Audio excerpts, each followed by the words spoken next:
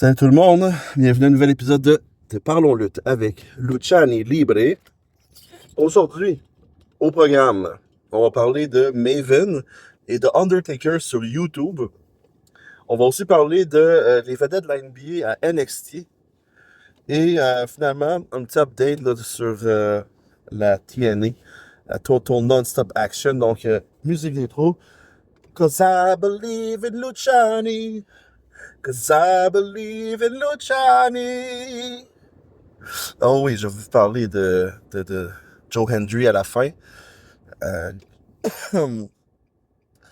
je garde le suspense pour l'instant. Donc, on commence en parlant de ce que je voulais parler sur YouTube. On peut retrouver maintenant de anciens lutteurs qui ont parti leur propre chaîne YouTube, qui donnent de l'information vraiment privilégiée, si on pourrait dire, de leur expérience dans la WWE. Puis moi, je vous cacherai pas que je suis I'm a YouTube kid.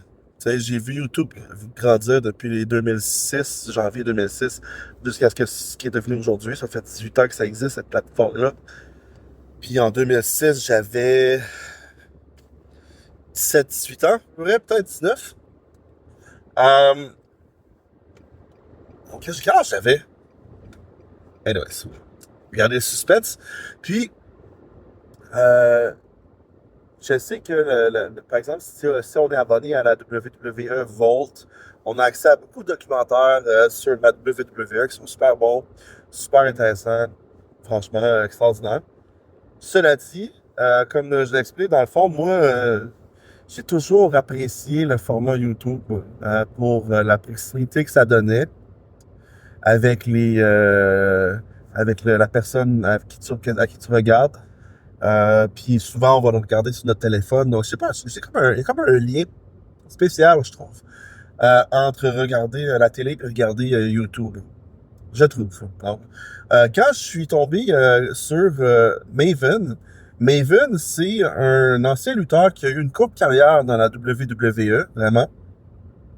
Et puis c'est là, j'explique des fois des choses en détail parce que il y en a qui savent peut-être pas cette information-là. Ben, si vous le savez, moi, tu sais, on comprend que je l'explique pour, dans le fond, ceux qui ne savent pas, là, OK? Donc, je prends pas personne pour un niaiseux de lutte. C'est juste que j'aime ça me faire mettre en contexte, moi, personnellement, pour voir c'est quoi le point qui va être fait, là. Donc, c'est pour ça que j'explique que, dans le fond, Maven, il a gagné, lui, un des premiers shows de télé-réalité. Tu sais, à l'époque, c'était très gros, la télé-réalité. Euh, Ça a évolué très différemment au jour de jour. Puis à l'époque, il y avait un show de télé-réalité de lutte qui s'appelait Tough Enough sur MTV. Ils l'ont roulé pendant plusieurs saisons, là, plus de 5 saisons. Puis la première édition, dans le fond, Maven Hoffman a gagné le show de télé-réalité. C'était pour devenir un lutteur dans la WWE. Fait que, tu sais, celui qui gagnait le show de télé-réalité gagnait une opportunité de combattre pour la WWE. Puis j'imagine que selon la performance du lutteur, le contrat allait ou pas être renouvelé, là, tu sais. Puis dans le cas de Maven Hoffman, ça a quand même été pas pire. Il a été renouvelé plusieurs saisons. Puis là, maintenant, il a fin quarantaine. Puis ça fait longtemps qu'il lutte plus. Mais il nous donne des insights sur son temps passé dans la WWE. Puis c'est hyper rafraîchissant parce que, premièrement, c'est une bonne qualité de production. Deuxièmement, euh, il est il est très honnête dans ses propos. Il se prend pas pour un autre non plus. Il dit qu'il n'a pas été une grosse vedette de superstar de la WWE. Il essaie pas de faire comme si sa carrière était plus haute qu'est-ce qu'elle a été. Tu sais. Fait puis des fois, il regarde ses anciens matchs, puis il dit ah ça, j'aurais pu faire ça mieux. Ça, il me semble que j'aurais fait ça à cette heure si j'avais été là. Tu sais, il est super le fun à ce niveau-là parce que je pense qu'il y a quelque chose qui est gossant, c'est de voir quelqu'un qui pense qu'il a été plus hot que ce qui a été pour vrai dans le passé. Fait que là, ça serait cringe. Tu sais. Là, c'est vraiment pas ça. Il est super lucide avec la carrière qu'il a eue dans le fond dans la WWE. Il sait très bien que c'est pas une grande carrière. Mais il dit que ça a été pour lui, par exemple, tout le long qu'il a travaillé avec certaines vedettes, comme un rêve devenu réalité, si on veut. Puis,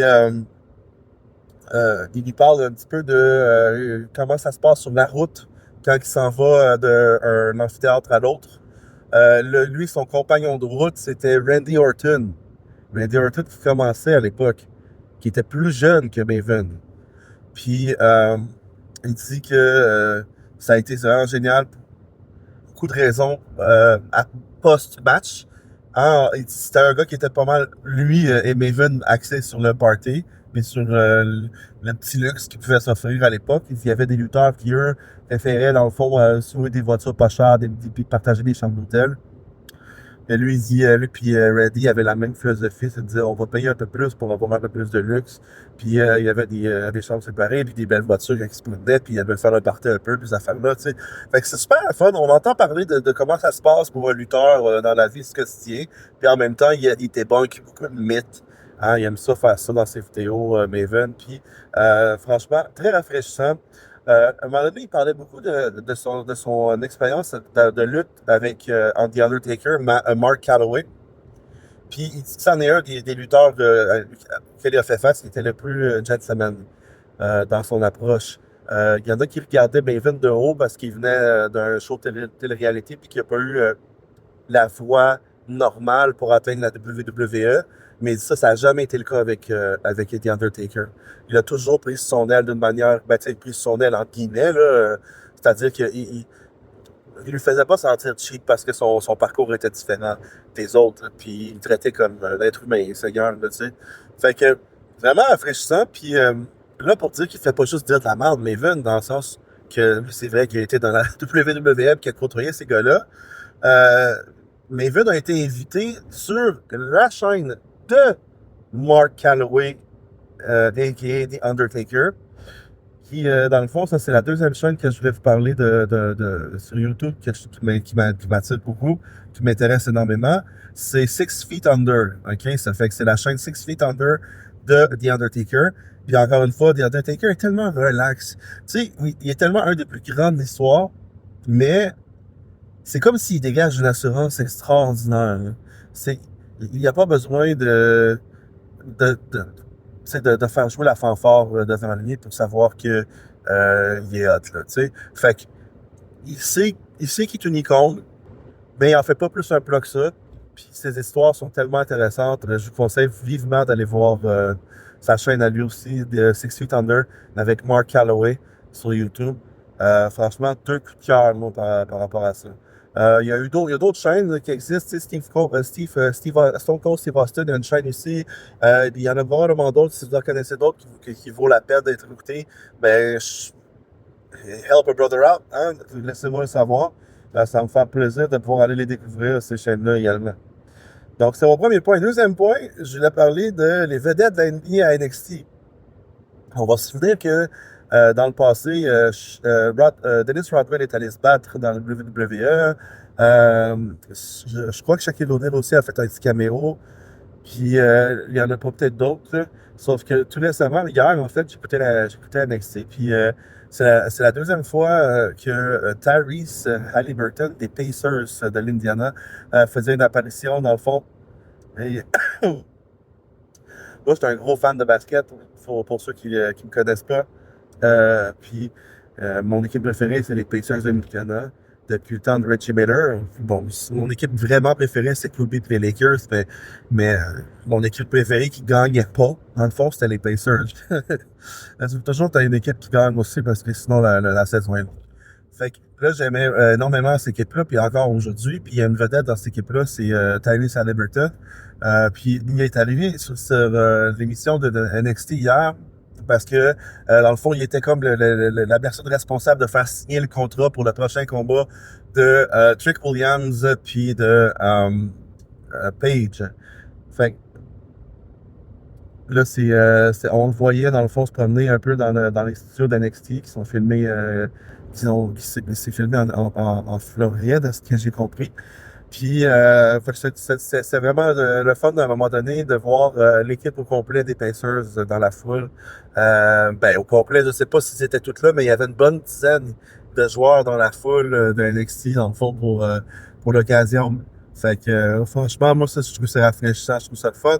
Puis, il en a profité de Tyrese Haliburton là, pour envoyer une petite pointe là, à la foule quand que l'annonceur a annoncé Tyrese Haliburton des Pacers de l'Indiana. La foule, il y en a qui ont eu un peu parce qu'on est en Floride. Puis il dit, Tyrese, c'est des pompes. Il dit, non, je vous comprends. Je vous comprends. Moi aussi, je serais déçu si la seule équipe que j'avais dans mon coin, c'était le Magic de Orlando.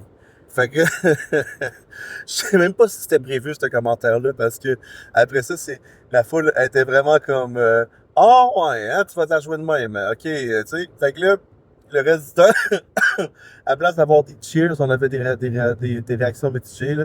Fait que, à un moment donné, Trick Williams, il a fallu qu'il qu'il dise de quoi pour dire, non, non, regarde, on va donner le respect qui lui est dû, là, il a gagné la médaille d'or aux Olympiques, tu sais, de Paris, Tyrese avec l'équipe olympique américaine. Puis je pense que dans le fond, la pointe que Tyrese a envoyée n'était pas prévue, mais c'était vraiment bien, c'était vraiment génial. Donc, une autre bonne raison pour Colin d'écouter NXT. Puis j'ai compris par le fait même que NXT est toujours enregistré au même endroit. Euh, sauf exception, mettons. Le show hebdomadaire, il est toujours enregistré au même endroit. Donc, c'est un endroit qui ne bouge pas, là, contrairement aux autres spectacles là, qui font de la tournée aux États-Unis. Donc, je trouve que c'est quand même impressionnant d'avoir une foule comme ils ont, même si c'est comme vous l'a dit la dernière fois, pas une foule immense. À cause que c'est toujours au même endroit à chaque semaine. Fait il faut que tu aies quand même un bassin de fans de lutte présents pour pouvoir aller sur place en enregistrement pour que ça vaille la peine, puis que ce soit un spectacle qui soit présentable à la télévision, tu sais. Puis à cet égard-là, je pense que c'est pareil pour Ring of Honor, ok, que j'ai pas encore regardé. Sauf que je regarde ça, Ring of Honor, ok, le dernier achat que j'ai parlé de que AEW a fait. Eux autres aussi sont statiques, ils restent à la même place pour leur enregistrement chaque semaine. Mais je n'ai pas encore regardé, fait qu'il faut que je regarde ça. Euh, Petite news, dans le fond, là, sur Pete Dunne, on en a parlé récemment ensemble par rapport à le maillot de bain qu'il porte pour se battre. Mais, tu sais, je dis ça en pince sans rire un peu parce que, un sourire en coin, parce que, tu sais, dans le fond, je l'aime bien, Pete Dunne. Je trouve vraiment que il l'a par rapport au spectacle de la lutte. Ce qu'on sait, hein, la lutte, c'est pas juste avoir un gros gabarit puis des gros muscles. Il faut que tu sois capable de faire lever le show, que tu sois capable d'être crédible dans ton personnage. Il faut que tu sois capable de vendre que tu es un bon lutteur à l'auditoire. Puis ça, je trouve qu'il le fait extrêmement bien. Donc, kudos to you, Pita. Puis, le dernier à Raw cette semaine, ou à SmackDown vendredi. Ça se mélange un peu dans ma tête, tout ça, là. Il a battu Sheamus. Puis justement, Sheamus est pas mal plus gros que lui, là. Fait que là, c'était comme le combat Irlande-UK, en tout cas. Puis, puis Dunn a gagné, man. Moi, j'étais content parce que comme on me dit, il est comme, il monte, hein, il monte dans l'échelle de la WWE. Puis de battre Sheamus, je pense que c'est une étape importante là, par rapport à ça.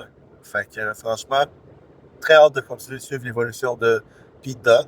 Puis, je pense que j'en parlais dans un autre épisode, sauf que je trouve ça très intéressant que parmi les très grosses vedettes de la WWE en ce moment, puis à cet égard-là, même de la WWE, on a des personnes qui sont quand même âgées, là. 39, 40, 41 ans. Je pense à Jey Uso, qui a 39 ans. Je savais pas même qu'il a l'air d'avoir 22, là, tu sais, mais ça fait 17 ans qu'il fait ça, fait qu'il ne pas avoir 22 ans, là. Bon, CM Punk aussi, qui est quand même vieux. Euh, c'est évident, dans le fond. Randy Orton, qui est vieux. Cody Rhodes, même il a 39 ans, ce gars-là, là. C'est pas une petite jeunesse, là. On a aussi Damien Priest, qui est vieux un peu, là. C'est mort de 40 s'il n'y a pas déjà 40. Euh, Tandis que le meilleur Ripley qui est pas avec lui, je pense, c'est le plus jeune que lui. Donc, je trouve ça intéressant parce que même si on sait qu'il y a certains lutteurs qui se sont battus jusqu'à très tard, là, c'est pas la majorité d'entre eux qui vont être capables de le faire, là. de se battre jusqu'à très tard, comme Undertaker le fait, comme Ric Flair le fait, et probablement plusieurs autres. Je veux dire, ta carrière, quand tu arrives à 40 ans, elle est sur le déclin. Puis même si tu continues de faire des apparitions dans les spectacles à WWE, on s'entend que les writers sont en train de préparer le futur, sont en train de préparer la relève. Puis tranquillement, pas vite, ces personnes-là vont quand même faire des apparitions éventuellement, mais sans nécessairement être les détenteurs de la ceinture pour longtemps. Et s'ils le sont, sans être nécessairement les têtes d'affiche à chaque semaine. Donc, ça demande de nouvelles têtes d'affiche. Puis ça, je trouve ça le fun d'arriver dans un. Parce que quand je vous explique, moi, je suis un retour à la lutte que je fais après avoir un hiatus de plusieurs, de plusieurs années, plusieurs raisons confondues, donc, dont je ne rentrerai pas dans les détails. Mais dans le fond, c'est ça, moi, je suis une personnalité un petit peu toute, ou pas toute. Puis là, en ce moment, là, je suis dans le tout. Puis, je suis content de renouer avec la lutte. Donc, je trouve ça le fun de revenir dans un temps ou un moment où, ben justement, on est en train de voir l'éclosion de certaines vedettes et qui vont assurément porter la WWE sur leurs épaules. Donc, pour finir, parce que j'aime ça finir en parlant plutôt que la WWE ou la AEW. Ben, TNA, Total Non-Stop Action, une des grandes ligues qui est encore indépendante, n'est pas rattachée à ni la WWE ni la AEW. Je crois qu'ils ont quand même, comme je le disais dans l'autre émission, des matchs inter-ligue avec la WWE. Mais c'est un produit. Au départ, je regardais par curiosité parce que, comme je vous le dis, moi, tout en tout, quand je me lance, je m'intéresse à tout ce qui se fait dans le domaine. Ben, mon cerveau aime ça avoir un aperçu global de l'univers. Puis là, j'ai regardé TNA, j'ai regardé DDT, j'ai regardé NPWJ, euh, NP, N, NJPW, excusez. J'ai regardé AAA, la Lucha Libre, j'ai regardé la SMLL, j'ai regardé tout ça, puis de tous ces promoteurs-là, celle qui, je trouve, ressort du lot beaucoup, c'est la TNA. Écoute, ils ont un produit très bon. Je trouve qu'ils ont tant au niveau visuel qu'au niveau des lutteurs qu'ils ont, au niveau des feuds qu'ils ont, des rivalités qu'ils ont. Donc, pour l'instant, là, c'est comme mon petit adage, je vous dirais. Pour le regarder, faut s'abonner à TNA Plus sur leur application, ce qui est un petit peu un bummer parce que c'est comme un autre dépense de plus, mais je suis sûr que vous pouvez trouver des liens, tu sais, pis tout, mais moi, j'aime ça me casser la tête et pouvoir l'écouter facilement. Fait que la plupart du temps, je préférais payer un petit piastre que de le faire suivre à trouver des liens lugubres dans des places d'art qui vont avoir un million de pop-up. Fait que